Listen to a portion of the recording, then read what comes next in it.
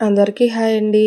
ఈరోజు వీడియో ఏంటంటే సింహాచలం వెళ్ళామండి. సింహాచలం వెళ్ళినప్పుడు ఎప్పుడు సింహాచలం వెళ్ళినా ఎప్పుడు కూడా ఆ చుట్టుపక్కల గుళ్ళు ఏమైనా ఉన్నా మేము వెళ్ళలేదు. ఎప్పుడు ఇంటికి వచ్చేసేవాళ్ళం. అయితే ఎప్పుడు కూడా భైరవకోన వెళ్దాం అనుకున్నాం కానీ వెళ్ళలేదండి. ఈ భైరవకోన గురించి అయితే వైజాగ్లో ఉన్న అందరికీ అయితే ఐడియా ఉంటుంది. చుట్టుపక్కల ఉన్న వాళ్ళకి కూడా. అయితే ఇక్కడ కాలభైరవ స్వామి ఉంటారండి. చుట్టుపక్కలంతా అడవేనండి. దారంతా చూస్తున్నారు కదా.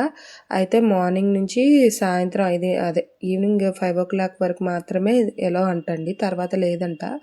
అయితే బండ్లు అంటే బైక్ కానీ కార్ కానీ అలో లేదండి. నడుచుకునే వెళ్ళాలి. నడుచుకునే వెళ్తున్నాం మేమైతే. కొంచెం రాళ్ళు అవన్నీ ఉంటాయి. చెప్పులు ఉంటే బెటరు. ఎందుకంటే నేను చెప్పులు ఆ రోజు సింహాచలం ఒకటే అనుకొని వేసుకోకపోవడం వల్ల కొంచెం నాకు ఇబ్బంది అయ్యింది.